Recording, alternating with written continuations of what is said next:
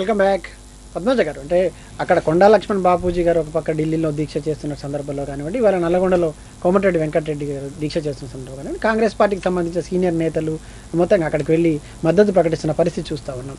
కానీ ఇదే సందర్భం లోపల ఢిల్లీ అధిష్టానానికి సంబంధించినటువంటి చూపు కూడా అటు కొండల లక్ష్మణ్ బాపూజీ దీక్ష పైన ఉంది, ఇటు నల్లగొండకు సంబంధించినటువంటి కోమటిరెడ్డి దీక్ష పైన కూడా ఉంది.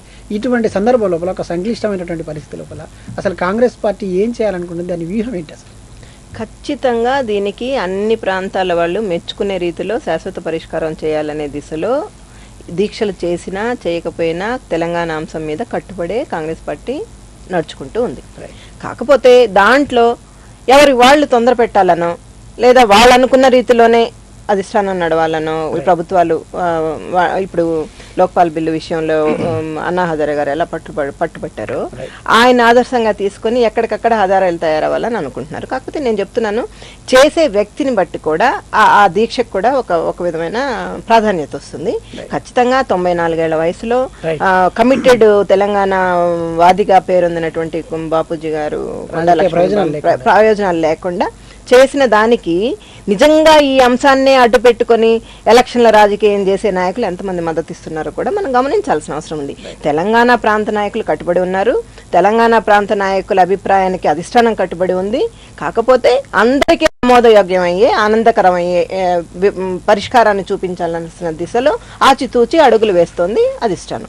దాన్ని గమనించకుండా కొండా లక్ష్మణ్ బాపూజీ దీక్షను కనుక తీసుకుంటారు, ఆయన రాజకీయ ప్రయోజనాలు చిత్తశుద్ధిని శంకించాల్సిన పని లేదని చెప్పి అందుకే ఆస్కార్ ఫెర్నాండెజ్ లాంటి పెద్ద మనిషి వచ్చారు. ఇటువంటి పరిస్థితుల్లో ఆయన చిత్తశుద్ధిని శంకించాల్సిన పని లేదని చెబుతున్నటువంటి కాంగ్రెస్ పార్టీ ఈ సందర్భం లోపల మిగతా రాజకీయ పార్టీలు రాజకీయ ప్రయోజనాల కోసం పనిచేస్తున్నాయని చెబుతున్నప్పుడు కాంగ్రెస్ కూడా రాజకీయ ప్రయోజనాల కోసమే చూస్తోందా?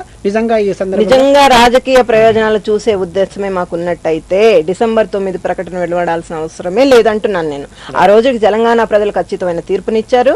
అయినప్పటికీ అసలు ఈ ప్రాంతంలో ఆ పార్టీలో ఉనికే లేదేమో, మాయైపోయిందేమో అనుకున్న పరిస్థితుల్లో మనుగడ కోసం పోరాటంలా నిరాహార దీక్ష మొదలుపెట్టి 24 గంటల్లోనే నిరాహార దీక్షని పళ్ళరసం చేబుచ్చి విరమించిన పరిస్థితులు కూడా ఇంకా తెలంగాణ ప్రాంత ప్రజల మనసుల నుంచి వేరే భాగం. ఇవాళ కోమటిరెడ్డి వెంకటరెడ్డి మీ పార్టీకి సంబంధించినటువంటి నేత, మాజీ మంత్రి, ఇవాళ శాసనసభ్యుడు కూడా ఉన్నారు.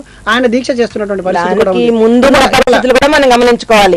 ఇప్పుడు ఇక్కడ నేను అధికార ప్రతినిధిగా మాట్లాడదగిన సందర్భము అసందర్భము పక్కన పెడితే గులాం నబీ ఆజాద్ గారు ఇచ్చినటువంటి స్టేట్మెంట్, అంతర్గతంగా ఉన్నటువంటి సమస్యల్ని కూడా నేననేది ఇక్కడ వాళ్ళకు ఉన్నటువంటి వ్యక్తిగత ప్రయోజనాల వల్లనో వ్యక్తిగత ఇబ్బందుల వల్లనో అప్పుడు మాత్రమే తెలంగాణ అంశాన్ని తీసుకొని ఇక్కడ ప్రాంత ప్రజాప్రతినిధులు ముందుకెళ్తున్నారు. కాబట్టి తెలంగాణ విభజన సాకారం అవ్వడం కాస్త ఆలస్యం అవుతుంది. జరగటం లేదని నేను అనట్లేదు, ఇది కాస్త ఆలస్యం అవుతుంది. ఎందుకంటే ఇక్కడ స్వార్థ శక్తులు తమ స్వప్రయోజనాల కోసం తెలంగాణ సెంటిమెంట్ ని అడ్డం పెట్టుకుని డ్రామాలు ఆడుతున్నాయి అనేది నా అభిప్రాయం. 97 ఏళ్ళలో ఉన్నటువంటి కొండా లక్ష్మణ్ బాపూజీ దీక్ష చేస్తున్న సందర్భం లోపల, ఆయన దీక్షను కొనసాగిస్తున్న సందర్భం లోపల కాంగ్రెస్ పార్టీ కనీసం రాజకీయ ప్రయోజనాలను పక్కన పెట్టి ఆయన దీక్ష విరమించే ప్రయత్నం ఎందుకు చేయాలి? కొండా లక్ష్మణ్ బాపూజీ గారి అంశానికి ముందే రాజకీయ ప్రయోజనాలని పక్కన పెట్టి, దానికి ముందే రాజకీయ ప్రయోజనాలని పక్కన పెట్టి ఈ అంశం పట్ల చిత్తశుద్ధితో అడుగులు వేస్తుంది. ఇరు ప్రాంతాల ప్రజల శాంతి సౌభాగ్యాలను కోరుకునే పెద్దన్న స్థానంలో ఉంది. కాబట్టి ఆచితూచి అడుగులు వేసి శాశ్వత పరిష్కారం త్వరితగతిన అందరికీ నచ్చే పరిష్కారాన్ని ఇవ్వబోతుంది. సద్దాం ఫ్రమ్ నల్గొండ నుంచి లైన్ లో ఉన్నారు. సద్దాం సార్, నమస్కారం సార్. ఇస్మాయిల్ గారు నమస్కారం అండి. నమస్తే, చెప్పండి సార్. ఏం లేదు సార్, ఇప్పుడు తెలంగాణ కోసం మన తెలంగాణ మంత్రులు ఎందుకు రాజీనామా చేస్తలేరు? మన మంత్రులు రాజీనామా చేస్తే సంక్షోభం ఏర్పడుతుంది. అయితే దీనికి ఎవరు ముందుకు ఎందుకు వస్తలేరు? మన కోమటిరెడ్డి వెంకటరెడ్డి గారు ఇప్పుడు తెలంగాణ కోసం దీక్ష చేస్తున్నారు, దానికి కూడా సంఘీభావం తెలుపుతలేరు.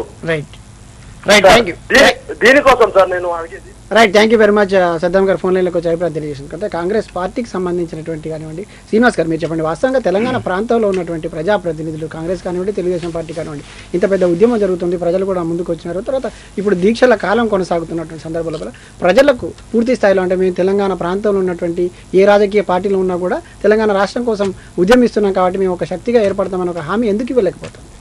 అంటే ఇప్పుడు మీరు చూసారండి, ఇప్పుడు అన్ని అయిన తర్వాత సకల జన సమ్మెను దాంట్లో నిజంగా చెప్పాలంటే అక్కడ ఉన్నటువంటి ఎంప్లాయీస్ అందరూ కూడా ఈరోజు నిజంగా ఆర్టీసీ కానివ్వండి, లేకపోతే సింగరేణి కానివ్వండి, లేకపోతే అడ్వకేట్సీ కానివ్వండి, విద్యా సంస్థలే కానివ్వండి, ప్రతి ఒక్కరు కూడా 40 రోజులు అసలు జీతాలు లేనప్పటికి కూడా దసరా పండుగ చేసుకోకుండా, దీపావళి పండుగ చేసుకోకుండా, వారి అంటే చెప్పేది వాళ్ళ ఫ్యామిలీని కూడా అంతా వదిలేసి ఎంప్లాయీస్ ఈ విధంగా చేశారంటే దీనికి ముందు రావాల్సినటువంటి పార్టీలన్నీ రావాల్సి ఉండే, ముఖ్యంగా కాంగ్రెస్ పార్టీ. అందులో ఆ మంత్రులందరూ కూడా దాట వేసుకుని వాళ్ళ జీతాలు తీసుకుని వాళ్ళు ఎంజాయ్ చేసుకున్నాను. దీంట్లో చాలా తప్పు ఇది.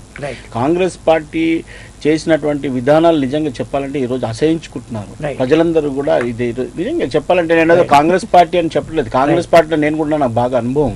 ఈరోజు ఆస్కర్ ఫెర్నాండెస్ గారు వచ్చారు, వారికి చాలా అనుభవం. ఈరోజు అందరూ వస్తున్నారు, అందరికీ అనుభవం ఉన్నది. ఎందుకు ఈ విధంగా చేసి ఇప్పుడు ఇక్కడ ఇట్లా మాట్లాడతారు, మరి అక్కడనేమో లగడపాటి వచ్చే ప్రసక్తే ఉండదని మాట్లాడతారు. టీజీ వెంకటేశం గారు ఇంకో విధంగా రెచ్చగొట్టి మాట్లాడారు. ఇవన్నీ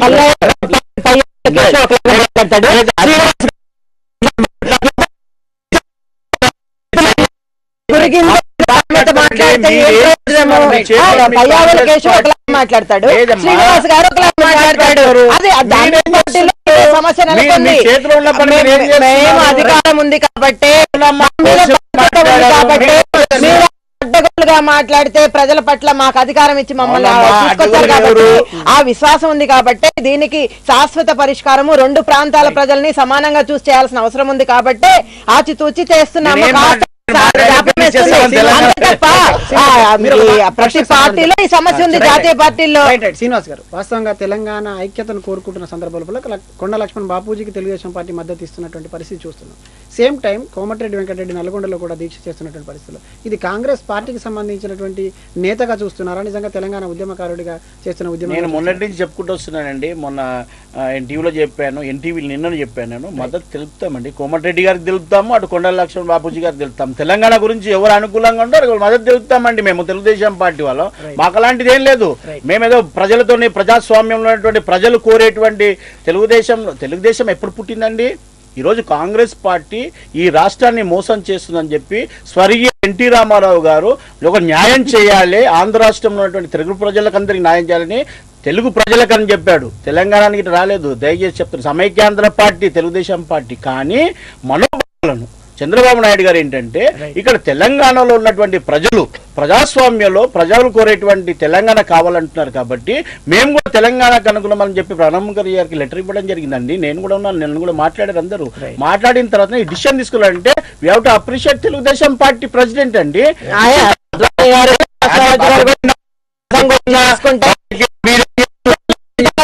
తెలుసు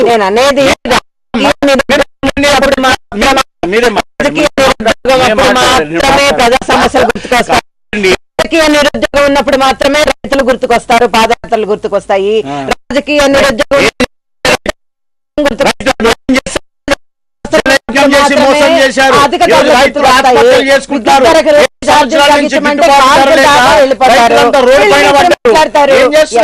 ప్రజలు వెమ్మట్లేదండి. ఖచ్చితంగా కాంగ్రెస్ పార్టీ పట్ల నమ్మకం ఉంది, కాంగ్రెస్ పార్టీ పట్ల విశ్వాసం ఉంది. ఈ రోజు కూడా తెలంగాణ అంశాన్ని తేల్చబోయేది కాంగ్రెస్ పార్టీ అని అందరికి నమ్మకం ఉంది. కాంగ్రెస్ ఇచ్చేదైనా తెచ్చేదైనా కాంగ్రెస్ కాబట్టి కాంగ్రెస్ ఇచ్చేస్తే మిగతా పార్టీలు కాబట్టి ఇచ్చేదైనా తెచ్చేదైనా కాంగ్రెస్ కాబట్టి అది ఇచ్చేసిందంటే ఇవన్నీ చచ్చే పార్టీలు అవుతాయి కాబట్టి ఎవరి బతుకు కోసం అవి పోరాటం చేస్తున్నాయి. ఈ రోజు కాంగ్రెస్ పార్టీ బతకడానికి ఇవన్నీ చేస్తారు. తెలంగాణ అంటే అవసరం వచ్చినప్పుడు తెలంగాణ అంటారు, అవసరం వచ్చినప్పుడు మేమే రైతులకు అన్ని చేస్తామంటారు, మేము 9 గంటలు కరెంట్ ఇస్తామంటారు,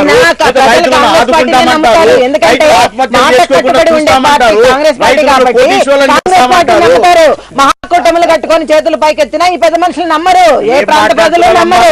దానికి ఉదాహరణ 2009 పోనీ రైతుల విషయంలో మీరు ఏం చేస్తున్నారు? 7 సంవత్సరాల నుంచి తెలుసు, రైతులకు తెలుసు. ఏం చేసినా 2,000 కోట్లు తేలేకపోయినటువంటి మీ కాంగ్రెస్ రాష్ట్ర ప్రభుత్వంలో ఉన్నటువంటి రైతుల బకాయిలు మాఫీ చేసిన, విద్యుత్ కాల్పులు జరపలేదండి, మేము ప్రాణాలు తీయలేదు. మేము రైతులు ఆత్మహత్య చేసుకుంటే మేము రైతులు కోసం ఆత్మహత్యలు చేసుకుంటున్నారని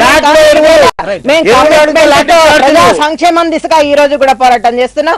ఖచ్చితంగా ప్రజల పక్షాన ఉంటాం కాబట్టి ప్రజలు మా పక్షాన ఖచ్చితంగా ఉంటారు. Thank you very much Srinivas గారు, అదేవిధంగా పద్మజారెడ్డి గారు చర్చకు వచ్చి మీ అభిప్రాయం తెలియజేసేందుకు.